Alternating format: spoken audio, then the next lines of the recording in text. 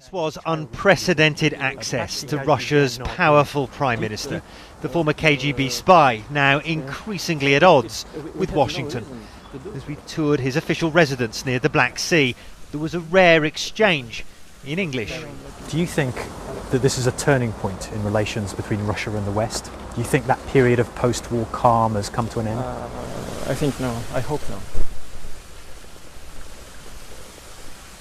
All of us, we need cooperation in some areas. We said about it during our talks, our meeting. But Vladimir Putin is a man who drops diplomatic bombshells in Russian. His first in CNN's exclusive interview was to accuse the United States not just of fighting Russian troops in Georgia, but of orchestrating the entire conflict for political gain. We have serious reasons to believe that directly in the combat zone, citizens of the United States were present. And if this is the case, then the suspicion arises that someone in the United States has on purpose created this conflict.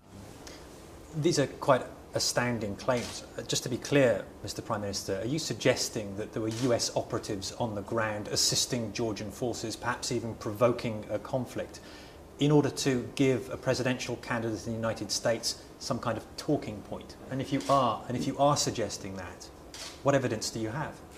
I've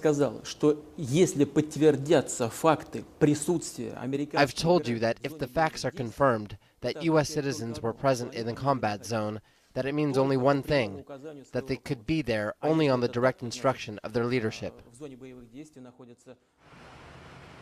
The White House denies any Americans took part in the fighting earlier this month.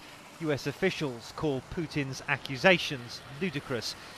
But the former president, still widely viewed as the real power in Russia, is ratcheting up tensions with the United States. For instance, as Western governments consider sanctions on Russia, another Putin bombshell to CNN. He's banning 19 US poultry exporters from trading in Russia, he told us, placing another 29 on a watch list.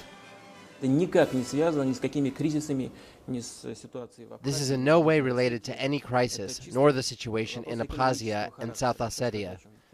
Last July and August, random checks have been conducted on U.S. enterprises exporting poultry to the Russian market.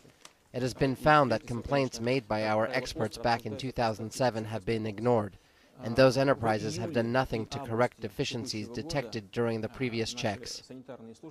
Not exactly a return to the Cold War, but a sign of how ruffled Russia's relations with Washington have become. Matthew Chance, CNN Sochi, in southern Russia.